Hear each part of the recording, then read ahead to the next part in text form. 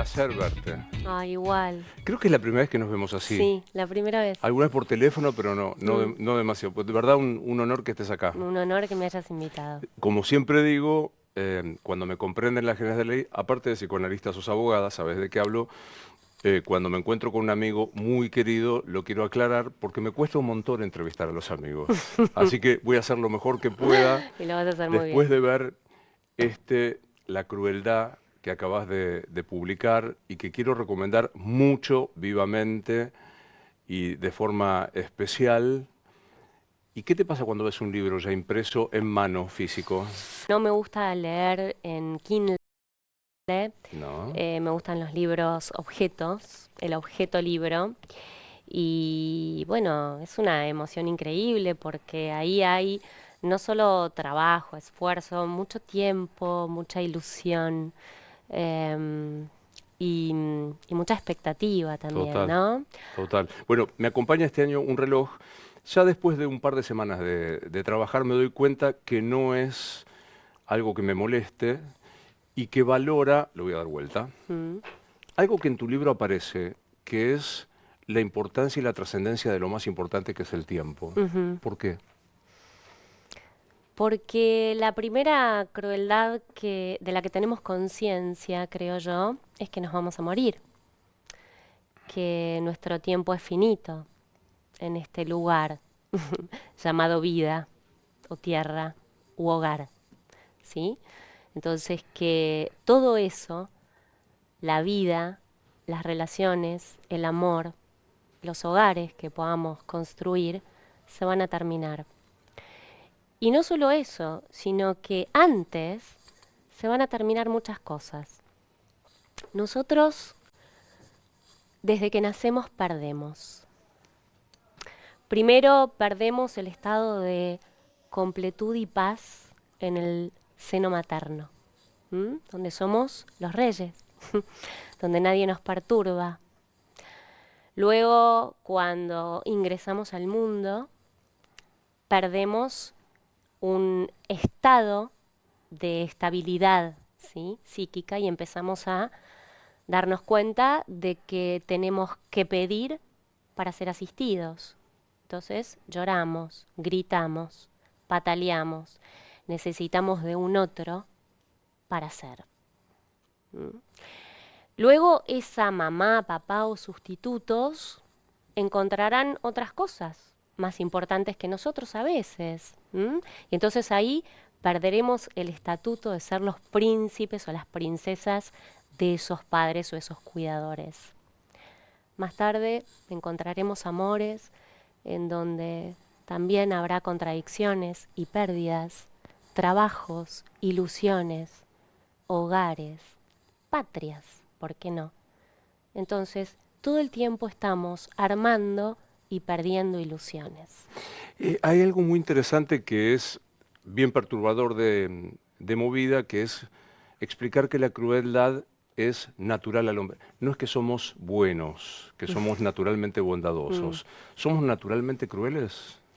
La crueldad está en nosotros desde que nacemos. ¿Mm? Thomas Hobbes decía, el hombre es el lobo del hombre. Y la cultura está para limitar su salvajismo, el contrato social está para limitar ese salvajismo. Después vino Rousseau y dijo, no, Somos el todos hombre es buenísimos, bueno somos todos y la buenísimos. cultura nos corrompe. Y lo cierto es que no es así. Nosotros cuando nacemos, si vos te pones a pensar, yo lo pensaba el otro día, ya desde el vientre materno estamos siendo crueles con nuestra gestante. ¿Por qué? Porque cuando queremos pedir salir al mundo, ¿lo hacemos con burbujitas o cosquillitas? No. Le damos patadas, le hacemos infringir dolor. ¿M? Entonces, ya ahí hay una agresividad constitutiva que nos recorre desde el bebito. ¿M? Cuando nacemos, si vos pones a dos chicos a jugar, ¿qué ves? ¿Ves caricias, ves amor? ¿O ves pelea? Quiero el juguete del otro, le tiro el pelo, ¿sí? Hay agresividad. La agresividad constitutiva con la que nacemos, crecemos y la que estará ahí para empujarnos a destruirnos o a destruir al otro. Nosotros los psicoanalistas lo llamamos pulsión de muerte. Entonces, el amor, los buenos actos, la empatía, tendrá que ver con un aprendizaje. Y si tenemos la suerte de formarnos en una familia o en un contexto en donde nos enseñen ese amor, podremos morigerar, no eliminar, morigerar esa crueldad, esa pulsión de muerte que nos atrapa, nos dirige y nos avasalla. Ahora, para eso hay que primero partir de la convicción no muy amable con nosotros mismos de saber que somos crueles, Sí. que habitan en nosotros aspectos de la crueldad, en tu ensayo lo planteas, que somos contradictorios, y que debemos habitar pacíficamente esa contradicción. Bueno, lo cual es muy difícil, ¿no? Pero además, somos crueles no siempre con actos estridentes. Digo, la crueldad es Auschwitz, pero también hay otras crueldades cotidianas, no muy evidentes, sutiles. ¿Mm? Cuando uno se sienta en una mesa a criticar a los demás, la crítica por la sola manera de elaborar la pulsión, ¿sí? De satisfacer la pulsión. ¿Mm? O la crítica que es el deporte común de hoy en las redes sociales. Cuando criticas al otro, cuando cancelás al otro, cuando le arruinás la vida al otro. Bueno, qué especial momento para estar diciéndolo sin hacer alusión a nada en particular, ¿no? Sí, o sí. Hoy, la verdad es que la tecnología, el acceso a las redes, sin límite, sin sanción, sin la obligación siquiera de poner tu nombre, tu firma y hacerte cargo de lo que decís, puede generarle, no solo arruinarle la vida al otro, puede generarle muchísimos síntomas a una persona. Inhibiciones, culpa. La culpa es la prima hermana del castigo. Si uno se siente culpable, buscará castigarse. Agresión. Entonces, cuando uno dice algo, tiene que tener por lo menos la conciencia de cómo impactará en el otro. Lo que pasa es que como en esta época, en función de que somos libres y podemos decir lo que queremos porque no pasa nada, ¿sí? Si al otro le arruina su nombre, su vida, no tenés control. Hay un descontrol. Nosotros hoy vivimos en la cárcel de las redes. Antes Foucault hablaba del panóptico y hablaba de las cárceles de los presos. Hoy nuestras cárceles son las redes sociales. Byung-Chul Han dice, muy interesante, habla de la sociedad de la transparencia, y él dice que nosotros mismos nos mostramos para ser mirados, ¿sí? O sea, es algo que nosotros hacemos, porque si no te quedas afuera del sistema. ¿Cómo vos no tenés redes sociales?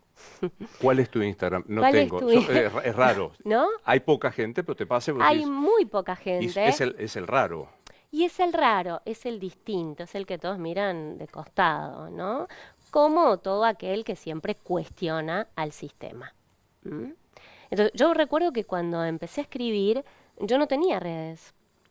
Y por supuesto que una persona de la editorial me dijo, pero ¿cómo no? Vos tenés que tener redes, tenés que promocionar, divulgar lo que haces. Y ahí empecé, confieso que tengo algunas redes, algunas no las uso. Por ejemplo, yo no uso Twitter, tengo Twitter, que me lo hizo esta persona, pero no lo uso. No lo uso porque me parece cruel lo que sucede ahí. Contame cómo se combina algo ¿cuál es la estrategia para justificar cualquier tipo de opinión en Twitter, aunque sea anónimo? Entonces, pura libertad. Yo siento que hay como un narcisismo de esa libertad. Bueno, yo tengo libertad de decirlo y ya, con eso alcanzo, sin hacerme cargo de cómo impacta en la otra persona. ¿Cómo manejar si sos víctima o incluso si sos victimario? Y me parece que uno tiene derecho a reflexionar y a pensar cómo quiere ser y vivir en el mundo. Si uno quiere ser una persona a la que no le importe el otro o el efecto que causás con tu palabra, ¿sí? Cuando nosotros hablamos, el discurso siempre genera sentido. ¿M? Y a veces puede generar exceso e imprudencia. Y esa imprudencia puede lastimar, herir muchísimo la vida de alguien. No solo las emociones, sino la vida misma. Y de su entorno también. Y de su trabajo también. Y de su destino y de su futuro también. Entonces, me parece que hay que, por lo menos, tomarse 2 minutos y pensar. No se puede decir todo, no se debe decir todo. Pero esto es un postulado tuyo que me parece muy interesante. No es cierto que hay que decir toda la verdad siempre. Sí, es así. La verdad a veces hiere, lastima. La verdad desnuda, sin velos, lastima. Es agresión, no es verdad. Es una forma de crueldad. Por supuesto, quizás una de las más terribles. Hay una película muy interesante que sugiero que la vean, no sé si la viste, se llama Historia de un matrimonio, en donde vos ves un matrimonio que al principio se inicia con palabras hermosas, que se aman, que tuvieron un hijo, que realmente se quieren y terminan en una discusión llevada al extremo, ¿sí? Sin amarre pulsional, sin el amarre del salvajismo cruel que puede a veces conducir nuestro discurso, terminan diciendo cosas tremendas. El protagonista, que es el marido de ella, luego de lanzar lo peor que puedes decirle a alguien, por ejemplo, deseo que estés muerta, cae de rodillas, se tapa la cara, ¿sí? Porque no puede creer lo que acaba de escuchar, el eco de lo que acaba de decir. Entonces, aunque vos pienses, por ejemplo, que hay momentos en los que no te gusta tener relaciones con tu pareja, aunque vos pienses que su familia te molesta, aunque vos pienses que una persona está mal vestida, no se arregla, huele mal, ¿vos creés que hay que decirlo? La extremada sinceridad en esos casos en realidad esconde una velada forma de crueldad. Exacto. Mira, te voy a contar una historia que la cuento en el libro. Yo tuve un papá que falleció, motivo por el cual empecé a escribir esta novela, al que adoré mucho, demasiado quizás. ¿Puedo hacer de psicoanalista un segundo? Sí, Dijiste, empecé a escribir esta novela. sí, porque la historia, esto es un ensayo, es verdad, mira qué fallido hermoso, qué lapsus hermoso. Em, Porque empieza novelada, el ensayo empieza novelado contando esta historia que te voy a contar. Y mi papá tuvo sus contradicciones como toda persona y como todo padre, fue un padre terrible en muchos momentos, pero yo no tenía recuerdos de que mi padre me hubiera golpeado. Y una vez, mi abuela, que no lo quería tanto, la mamá de mi madre, me cuenta esta historia. Yo tenía 7, 8 años y ella un día viene a la cama, me da un chocolate, me arropa y me cuenta que en ese momento, hacía 2 o 3 años, cuando yo tenía 5 o 6, mi papá se estaba por ir de viaje y había dejado los documentos en la mesa de luz, estaba comiendo algo en la cocina y que yo, probablemente de manera inconsciente, porque no querría que mi papá se fuera, le escribí todo el pasaporte. Y que cuando papá fue a buscar su pasaporte para tomar el avión, vio que estaba todo escrito, y mi abuela me dice, y en ese momento tu padre se sacó el cinturón y te empezó a dar, y a dar, y a dar, y te dio una paliza y te marcó toda. Yo no sabía esto, Ni te acordabas. ni o había tenido la precaución de reprimirlo. Pero en realidad, ese no era el padre que yo tenía construido en mi cabeza. Mi abuela me cuenta su verdad, no la verdad, sino su verdad, y lo que hace es destruir la mía, el papá que yo tenía imaginado, dibujado en mi cabeza. Eso es cruel. Años después, luego de escribir este libro, estoy un día con mi madre contándole esta anécdota y mi mamá me mira sorprendida y me dice, pero eso es mentira. Tu papá no te pegó. Eso es una mentira de tu abuela. O es una construcción de su realidad psíquica Para reprimir aquello. con relación a los sentimientos encontrados que tenía con mi padre. Ahora, en ese caso, que es muy conmovedor, encontré otros que pueden ser más frecuentes y que dejamos pasar de lado. Los reyes son los padres. La gente que se muere y no vuelve nunca más. No está en una estrella. Es mentira lo de la nube y la estrella y todas estas cuestiones. Y algunos creen que están, algunos sistemas de educación que vos misma mencionás, como el Montessori, que no le dan esta suerte de acompañamiento propio de la edad, son una forma de crueldad. Sí. Los niños necesitan almohadones. Y los almohadones se lo dan los adultos. A un chico que no tiene las herramientas psíquicas para tratar de entender, y digo tratar porque el adulto tampoco puede, pero tiene otras herramientas. Tratar de entender qué significa morirse. ¿Cómo le vas a decir el muerto no está en ningún lado? Hay un caso de una paciente a la que el hijo se le había muerto un gatito y el hijo le pregunta, ¿y dónde está? En ningún lado. Y el hijo empieza con síntomas. Un chiquito de 4 o 5 años. Que es muy brutal, leído, es muy brutal. En ningún lado es el no lugar. En ningún lado es el no lugar, es el vacío, es el agujero. Es lo que nosotros llamamos un real, algo que no puede nombrarse. Entonces, si vos no simbolizás, te quedás cara a cara con el vacío, es decir, con la angustia. Y ya de por sí es muy angustiante que a un chiquito se le muera su mascota. Entonces, los papás, o quienes nos crían, ¿sí?, tienen la obligación de ser el almohadón de la angustia de los niños. Porque si no, lo que haces es dejarlo en un lugar de desauxilio. No lo auxilias y lo dejas solo cara a cara con su pulsión. O sea, es falso que el auxilio frustra o impide que el niño construya su personalidad. Que se haga cargo de chiquito, de la verdad. Eso es una forma de crueldad. Para mí sí. El desauxilio de un niño es vivido como crueldad. Silvia Bleichmar decía, una famosa psicoanalista, que lamentablemente... Muy bellamente citada en todo sí, el libro. No, ya murió.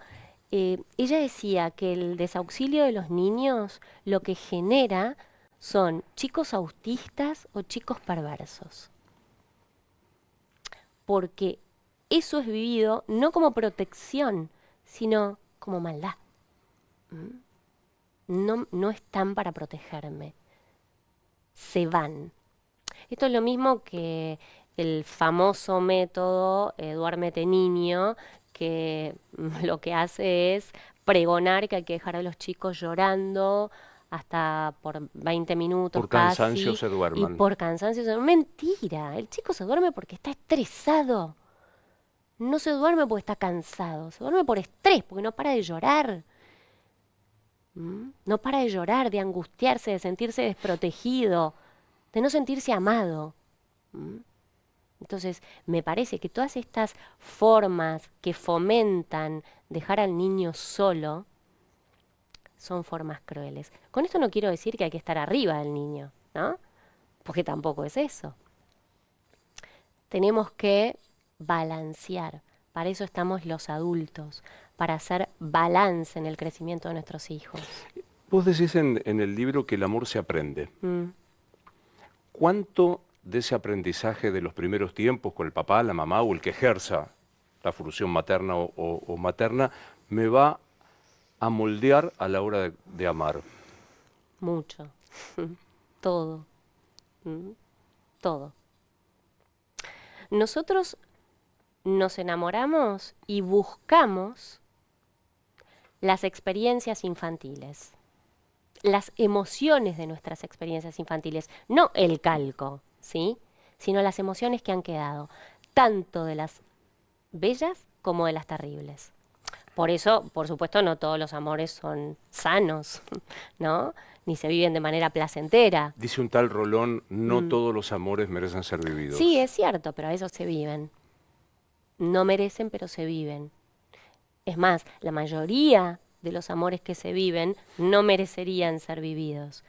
Pero hay mucha gente que vive en amores en donde las condiciones las pone uno solo, donde a alguno le cuesta ceder, en donde nos agreden, no solo con actos físicos, que sería terrible y habría que huir apenas aparecen, sino con actos pequeños, microcrueldades, lo digo yo. Así lo llamo en el libro. Hay microcrueldades en el amor y en todas las relaciones, ¿sí? Pero sobre todo en el amor, con las personas más cercanas. Te voy a contar otro ejemplo. Y esto es un ejemplo de una crueldad mía, propia. El otro día llegué tarde, había estado en el consultorio todo el día, mi marido llegó antes y muy amoroso, me preparó la cena, hizo una carne riquísima al punto que a mí me gusta, puso el vino y cuando trajo las papas no estaban crocantes. A mí me gustan mucho las papas crocantes. Le dije, ay, no están tan crocantes. Eso es una microcrueldad. Es poner la lupa en lo que falta después de un acto amoroso, en donde te están dando amor, detalles de amor, que son los detalles más importantes, ¿sí? En una relación. Eso es una crueldad innecesaria, que tenemos por costumbre todos. Me da una curiosidad, leyendo tu libro, de el modelo de lo que era el psicoanálisis, vos sos psicoanalista, en lo que era la asepsia del psicoanalista, con que vos cuentes de tu abuela Sara, de tu Sí. papá con el cinturón, de la muerte de tu padre. ¿Cómo es hoy eso? Digo, alguna vez, y no voy a poder citar cómo se llamaba, la presidenta de la Asociación Freudiana de Buenos Aires dijo, bueno, los fenómenos de el encuadre a principios del siglo XX no son lo que es transcurriendo Ahora. el XXI, ¿no? Sí, es verdad. El psicoanálisis, bueno, pensá que viene de una época del 1900 y pensá también que los psicoanalistas acartonados hoy es como que huelen antiguo, ¿sí? A mí me parece que el psicoanalista es una persona, está en un lugar, ¿sí? De supuesto saber, pero es una persona y es una persona que está ahí para alojar tu dolor, tus preguntas, ¿sí? Tus contradicciones, tus miedos, tu angustia. Entonces, si vos lo saludás y medio no lo mirás y subís el ascensor y te quedás callado, ya ahí, cuando uno empieza a tener la relación con el paciente, apenas le abre la puerta, ¿sí? Entonces, ¿qué estás alojando? ¿A qué estás jugando? Estás haciendo una puesta en escena que después se cierra el consultorio, entonces te relajas un poco más. No, no, no. Seamos más humanos, que esta relación se trata de una relación humana. ¿Qué te pasa cuando escuchás el psicoanálisis es una técnica que pasó, que fue superada por el tiempo? Me parece una locura, un error. Me parece que decir eso es desconocer la psiquis de las personas, es negar el inconsciente, es como decir que si yo agarro esto no lo voy a hacer y lo tiro, Soltarlo ¿no? tranquilamente. Y lo suelto, va a caer y la ley de gravedad no existe más porque pasó el tiempo, digo. Me parece un error. Me parece que lo que pasa es que el psicoanálisis incomoda. ¿M? Y todo lo que incomoda es bastardeado. ¿M? También incomoda el hecho de pensar. Hoy en día incomoda pensar. Entonces se propone todo el tiempo la falacia de la falsa dicotomía, ¿sí? Te proponen dos opciones, A o B, ¿sí? O me amás así o no me querés. O me seguís y seguís todos los mandatos que yo propongo o estás en mi contra. ¿Mm? O te comprás el último celular o te quedas afuera del sistema. Nada en el medio. Nada en el medio. ¿Y esto qué hace? Polariza el pensamiento. ¿Para qué? Para que no estorbemos. Si nosotros pensamos y pensamos las opciones y evaluamos, elaboramos, ¿sí? Propio de la inteligencia humana, elaborar, razonar, empezamos a molestar. Molestamos al sistema, molestamos el poder. ¿Mm? Entonces, es mejor que el psicoanálisis no moleste. Porque el psicoanálisis tiene algunas desventajas. Mm, No es satisfacción garantizada, le devolvemos su precio. mm. No tiene plazo ni... O sea, supone una, para los que somos analizantes, una a veces difícil, a veces placentera, siempre comprometida forma de intentar preguntar, ¿no? Exacto, y supone un esfuerzo. Un esfuerzo. Hay que trabajar. ¿M? No hay que solamente ir, contar tus cosas. Hay la gente que se cree que uno va, cuenta, bueno, mamá, papá, me pasó esto en mi infancia y ya está. No, no. Hay que trabajar, hay que poner el cuerpo, hay que poner la emoción, hay que quedarse pensando, hay que asociar. ¿M? Y todo eso insume tiempo. Y el tiempo que le pones a eso se lo sacas a otras cosas. ¿M? La atención que vos le pones a tus emociones se la sacás, por ejemplo, a las redes sociales. ¿M? O a las plataformas digitales, que lo único que hacen es querer robarte tu atención. Vos hablabas del tiempo, ¿no? Quieren atomizar tu tiempo. Y estandarizar, ¿no? Exacto. Entonces, a ver, escuché una charla el otro día que decía que la mayor preocupación de Netflix es nuestro sueño, que no dormamos, ¿sí?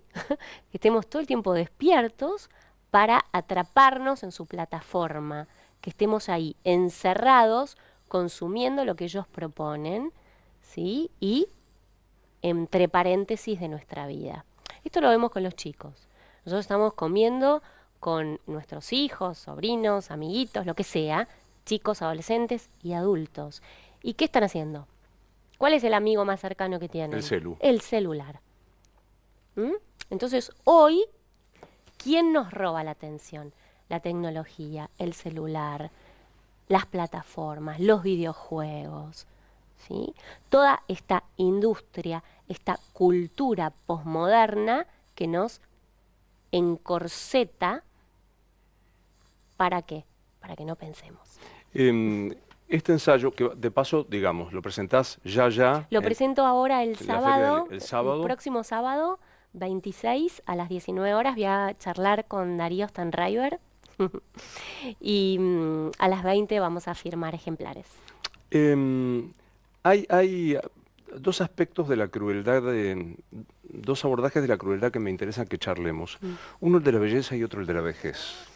mm. Hoy, los modelos hegemónicos de lo que debe ser bello, ¿cuán cruel son esos modelos a la hora de no pertenecer o escaparse de eso? Muy crueles, muy crueles.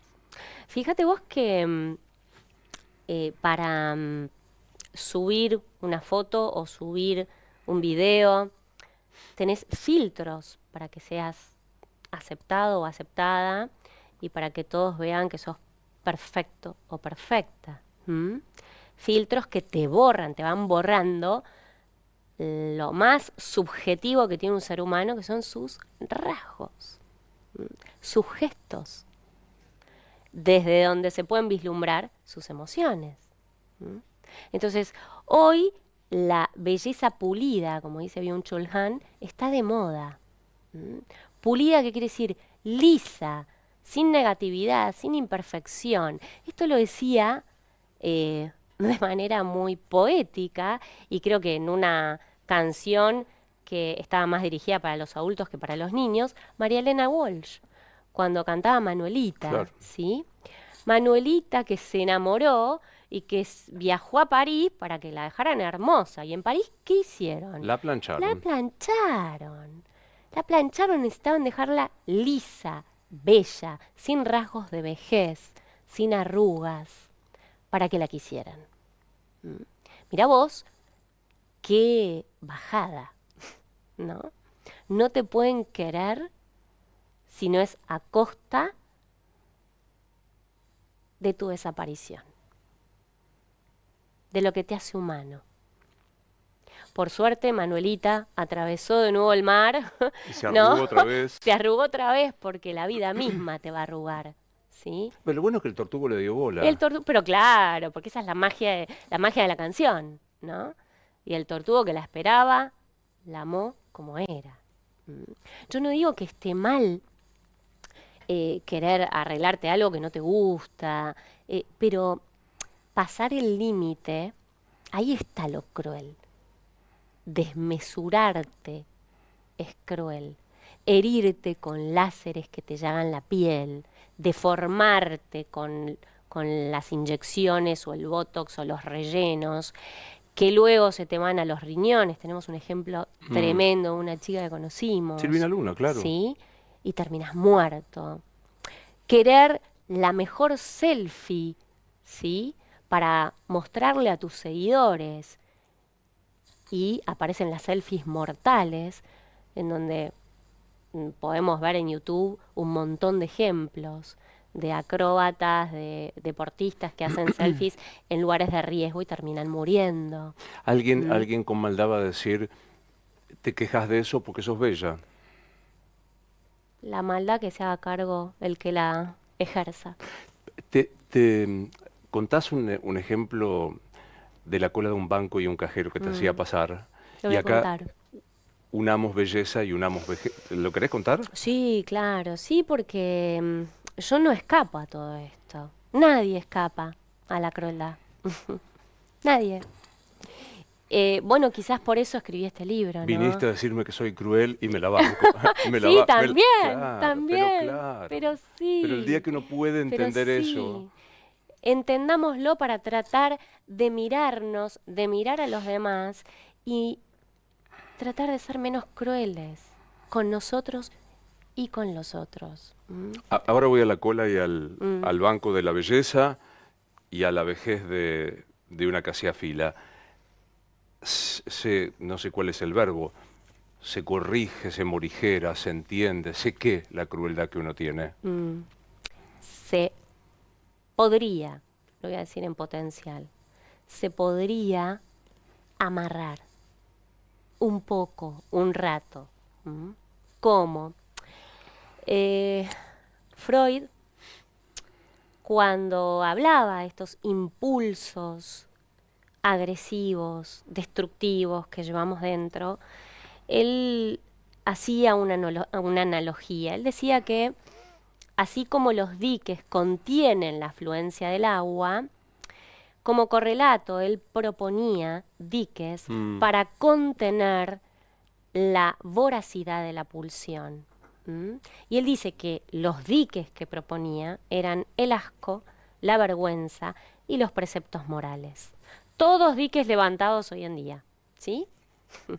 Hoy El asco no es un dique para publicar cualquier cosa. no es un dique, la vergüenza, ¿dónde está? Yo a veces leo algo y pienso, vergüenza debería darte de haberlo escrito, de haberlo publicado. Sabes que cuando te leía, y acá están apuntados los diques, me acordaba una frase tan inteligente y autodidacta mi vieja no decía vergüenza, me decía, ¿no te da un poco de apuro? Claro, bueno, No bueno. es como, no es como Sí, una es cosa lo mismo. Claro. físicamente Sí, explicable, ¿no te sí, da sí, apuro? sí. No te da vergüenza. Hoy crecemos sin vergüenzas. Eso es lo terrible. ¿Mm? Y los preceptos morales y el tercer dique que plantea Freud son los preceptos morales y sociales del momento. Exactamente, que impone la cultura.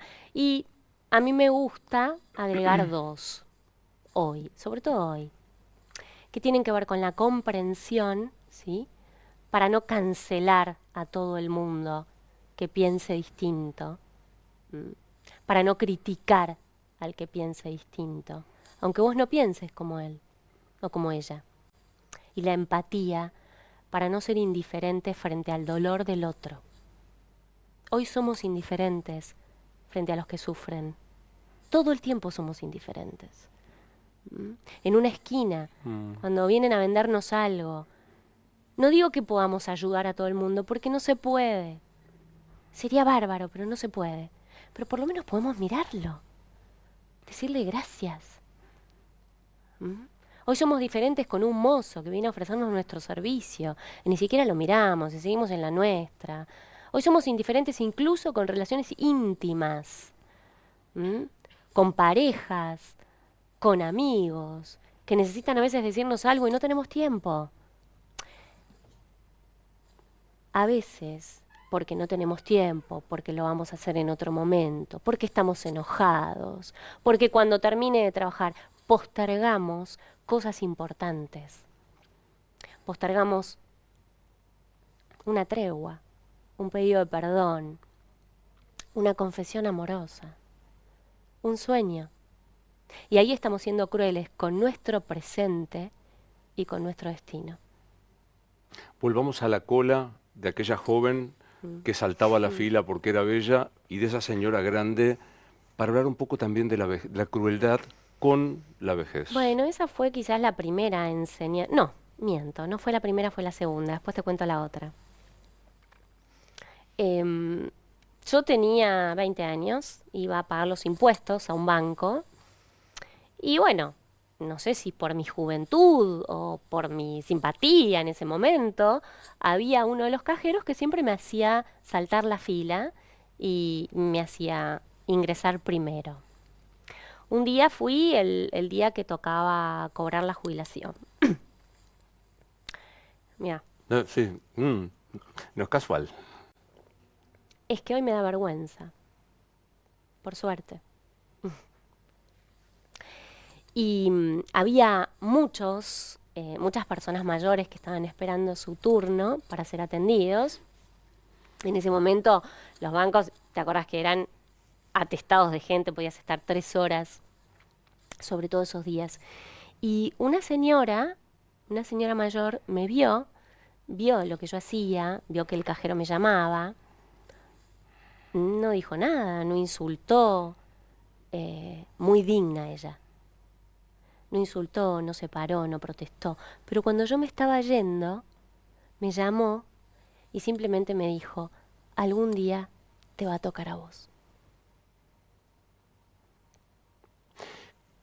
¿Cuáles son, y muchas, bueno, hoy estamos hablando del Papa Francisco, que escribió hace mucho tiempo una encíclica sobre los descartados, y entre ellos ponía especial énfasis en los viejos, ¿no? Sí, Que es una forma de crueldad el descartarlos. sí, claro. Lo que se llama viejismo hoy. Bueno, Pacho habla, Pacho Sí, Donald, Pacho tiene un y libro lo citás, maravilloso, sí. que el viejismo es una forma cruel de la crueldad. Sí, sí. Quizás la más cruel, ¿no? Porque todos vamos a llegar ahí, ¿no? Si es que nos sucede una tragedia antes, nuestro destino inevitable es la vejez. Y encontrarnos con el viejismo, que es la discriminación que hoy el sistema tiene con los viejos. Antes no era tan así. Antes a las personas mayores se las Sí, respetaba, claro. se las consultaba, ¿sí? Eran casi eminencias, eran los que tenían el privilegio de la última palabra, ¿m? Los que tenían el saber. Hoy El viejo no sabe, no entiende, está fuera del lenguaje de la época, está fuera de la tecnología, está fuera del erotismo y está fuera de la vida. ¡Wow! Mira qué interesante, no sé, lo pienso mientras te escucho a propósito de este dique de la vergüenza.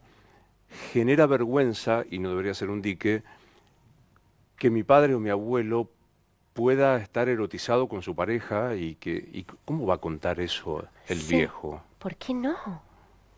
Qué hermoso que cuando seamos viejos podamos seguir erotizados con la vida, con el deseo, con el otro, con nuestros proyectos.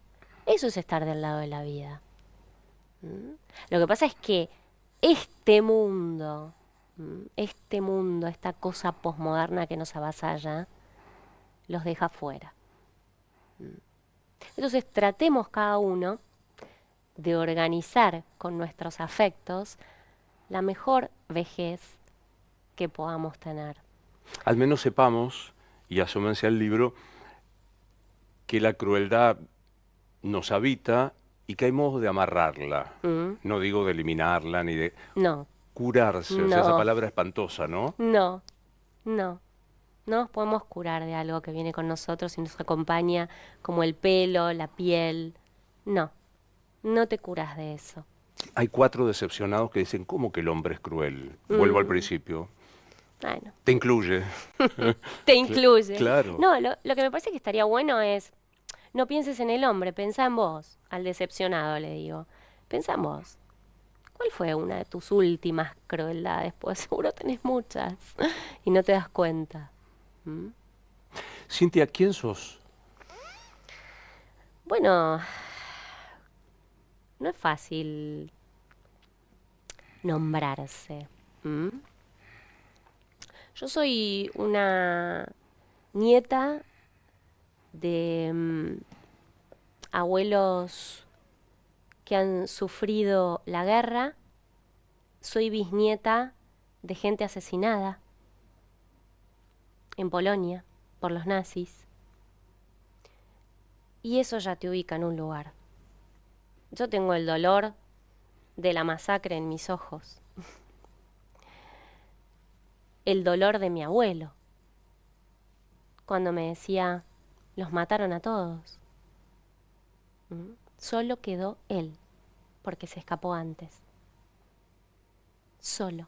Imagínate quedarte solo en el mundo, sin familia, sin sobrino, sin hermano, sin tierra, sin lengua, sin dinero, sin hogar. Yo soy nieta de ese señor. Pensaba que, y lo contabas en tu ensayo, que tu abuelo se salvó por exagerado, porque el resto de la familia no creyó que el horror iba a pasar. Sí, como tantos otros, ¿no?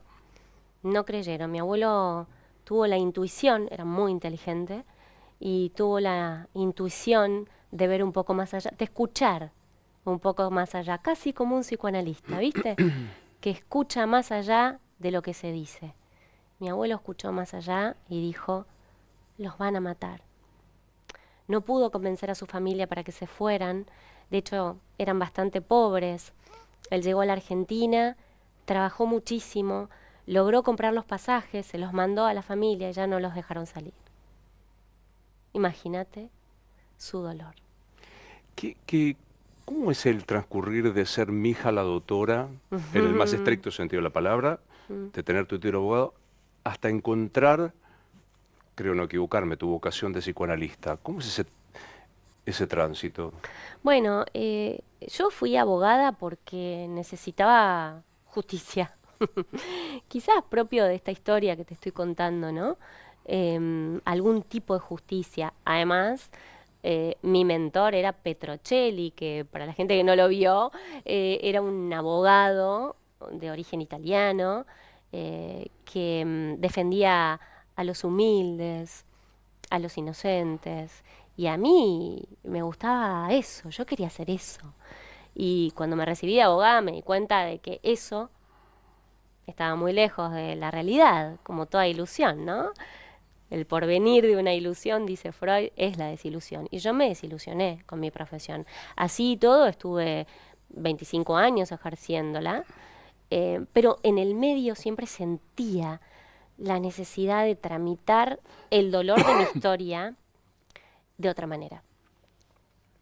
Y quizás también porque, bueno, mi madre había estudiado psicología y no había podido concretarlo, una vez que se casó dejó todo, eh, también creo que tiene que ver con eso, y empecé a estudiar y me enamoré de la carrera, y luego colgué el título de abogada y dije, bueno, lo mío es por acá. ¿Sabes por qué te lo pregunto? Porque me parece muy interesante, a lo mejor inspirador para algunos, de creer que algo consolidado, soy abogado, me condena de por vida a que, no sé, por una cuestión utilitaria o lo que fuera, yo deba quedarme instalado acá. Y en tu caso es la demostración que no. No, no, para nada. Que no nos condenen las voces de otros. ¿Mm? Porque nosotros vivimos condenados por las voces de otros. Otros que nos han criado y nos han dejado vocecitas, yo los llamo voces oscuras, que nosotros tenemos a veces la picardía de seguir. ¿Mm? Porque son voces que nos conducen a lugares donde realmente no sabemos si queremos estar. ¿Mm? Soy abogada, quizás es una voz que yo seguí que decía, sé abogada. ¿Te gusta Petrocelli? Vas a ser abogada. Y yo qué sé si en realidad eso es lo que yo quería. Yo quería justicia. Por eso es cruel preguntarle a un niño tanto, y lo decís. ¿Qué querés ser cuando seas grande? Claro, sí. ¿Qué sabe? ¿Qué sabe? Él lo único que sabe es que quiere jugar, que quiere fantasear. Dejen fantasear a los niños. Dejen de meterles tanto mandato, tantos sueños que no han podido cumplir ellos. Los papás incrustan en la mente de sus chicos sueños que no pudieron realizar. Y eso es peligrosísimo. Hay una frase, a ver si me la acuerdo, de Carl Jung, con quien no estoy muy de acuerdo, pero esta frase me encanta, que dice, el mayor peso para un niño es la vida no vivida de sus padres. Es demoledora. Es demoledora. El psicoanálisis te abre la perspectiva de que vos puedas no ser lo que el eco de las otras voces pretenden que seas. Sí, claro. Es el espacio. Lo que pasa es que tenemos que tener en cuenta esto, Luis, que a veces vos te das cuenta de que estás en un lugar porque en realidad estás cumpliendo un mandato de otros, pero a veces no querés salir. Entonces, acá se abre como un doble juego, hay dos patas. Una es darse cuenta y otro es tener la valentía de jugarte por lo que realmente querés.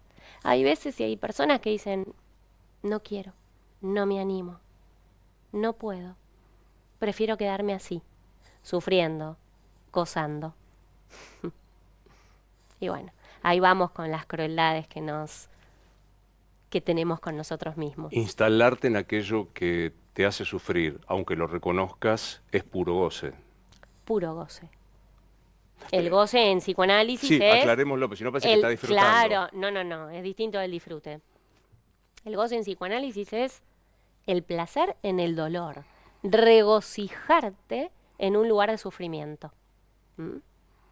Entonces, si vos estás sufriendo en una relación, en un trabajo, en una profesión, en una amistad, y te das cuenta, lo elaborás y decidís que te quedás ahí, bueno, seguirás gozando y siendo cruel con vos. Eso es una forma brutal de crueldad con uno mismo. Es quizás la más cruel. La forma más cruel con uno mismo es darte cuenta de que podés tener una vida distinta en función de lo que deseás, de lo que querés, que podés construir otro camino, que no es fácil. no es fácil. No es, aparte no es satisfacción garantizada. O sea, No es fácil. Claro, ¿quién te garantiza? No, nadie. Esto no es una bola mágica. Pero sí, lo que sí sabes es que acá la estás pasando mal. Y la vida, mm, que yo sepa, tenemos una sola. mm, Entonces, ¿cuánto de, vos decís en el libro, el amor es un trabajo? ¿Cuánto de difícil, cuánto de dificultoso? Porque uno tiene la romántica idea de encontré mi media naranja, encontré el, el otro, yo soy para él como él es para mí o para ella o lo que mm, sea. ¿Cuánto de dificultoso es ese trabajo del amor? mucho, muchísimo. Porque, porque amamos como nos enseñaron. Y porque a veces nos enseñaron a amar mal. Y porque la pulsión, pulsión de muerte, le decimos los psicoanalistas, la crueldad, la ambivalencia, el mandato, ese juez interno que tenemos nosotros, que llamamos super yo, que nos dirige, que nos dice, acá no, o acá sí, sufrí, gozá, quédate ahí, está todo el tiempo dirigiendo nuestros actos. Incluso cuando tenemos éxito. Bueno, los que fracasan cuando tienen éxito. Exactamente. Ese es el artículo de Freud. Los que fracasan cuando triunfan. Entonces, Freud se preguntaba, pero ¿cómo puede ser? No solo enfermamos por frustrarnos cuando no tenemos Cuando el acceso a un fracasamos. deseo, Claro. sino también cuando tenemos éxito, cuando lo alcanzamos. ¿Por qué? Bueno, Se me termina el tiempo, lamentablemente, porque quería hablar de algo que vos, al menos una punta para seducirlos a leer La crueldad de Cintia Huila, que presenta este sábado a las 7:30 de la tarde, 7. 7, con Darío Stanraiver en la sala. Te la debo, porque no me la acuerdo. Eso suele suceder, Sí. pero lo buscan en el coso de la Feria del Libro y lo van a encontrar. Y se me terminó, tengo un ratito más todavía, ¿qué son los celos? Mm. ¿Qué son los celos? Los celos es el temor a la pérdida de algo que amo. Es una relación triangular, ¿sí? Yo tengo miedo que un tercero ¿m? me saque algo que yo quiero. Es distinto a la envidia. ¿Qué es? La envidia es querer lo que tiene el otro. Es una relación dual, ¿sí? Los celos tienen que ver con la relación Y di- triangular edípica, por supuesto. y distinto a la voracidad, pero será para la Y próxima. distinta a la Viste voracidad. que hice toda la tarea. Muy bien. ¿Cuál es tu palabra favorita? Amor, La que más detestás. traición. ¿Cuál es el sonido que más te gusta en la vida? Las palabras de mi marido cuando apenas abre los ojos y me dice cosas lindas. ¿Cuál es la palabra, el sonido que menos te gusta en la vida? El grito. ¿Cuál es tu insulto favorito? No insulto. No me gusta insultar. No me gusta. Ni aun cuando te agarras el dedo con la puerta, nada. Bueno, por ahí sí, pero no me gusta insultar a otro. No te gusta. No. Si Dios existe, ¿Dios existe? No. Yo creo que existe una energía, somos energía, que se funde con la naturaleza, pero no creo que exista Dios. Déjame jugar al catecismo elemental que jugábamos. Llegás, suponete que Dios existe, nos demuestran a los dos que Dios existe. Llegás y está ahí el señor barbudo de toga blanca. ¿Qué te imaginas que te puede decir?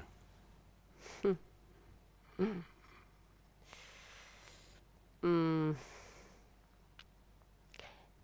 que no sea tan exigente. Y nos morimos y ¿qué pasa?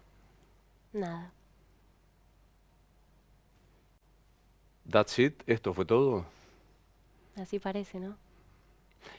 ¿Eso te resulta pesimista? Yo siempre cito a Sartre, que él dice que antes que ser pesimista esto es muy optimista, Mm. porque te obliga a saber qué es acá y ahora. Es acá, claro. Es acá. La construcción de quien quiera ser y de cómo quiera ser en el mundo es ahora, acá. Yo se lo digo incluso a mis pacientes creyentes. Está bien, esperás el paraíso, todo eso, buenísimo. Pero acá trabajemos para que tengas la mejor vida que puedas tener. Y en la batalla Cintia versus la vida, ¿cómo va yendo el partido? Bueno, a veces cuesta, pero lo intento, lo intento. Mm, Con mucho esfuerzo, ¿no? ¿El deseo es el motor? Sí, claro. El deseo y el amor, que no son lo mismo. Por eso te dije, la palabra más linda es amor. No sé cuál es mi deseo, doctora, licenciada, no sé cuál. Viste que hay gente que dice yo no sé. Y yo digo, dale, sí sabes, pero digo, No, no, no sabés. a veces, bueno, claro, No, no sabés. uno cree, ¿no? No, Uno cree sí. saber. Sí, claro. Vos decís, te escucho decir mucho, el deseo es el El mejor mayor arquitecto de la vida, arquitecto de la vida. Y te puedo agregar una cosita, claro. es el arquitecto de una obra inconclusa, Eh, que no va a terminar nunca. no me imagino los planos, ¿eh? Mm, O claro. al menos sí, Mm, un atisbo de plano, mm. pero que miro la obra y digo, Bueno, pero por lo menos la seguimos construyendo, ¿no? ¿no? Me gustó verte, es un placer. Igual. Gracias. Un placer. Igual. Gracias.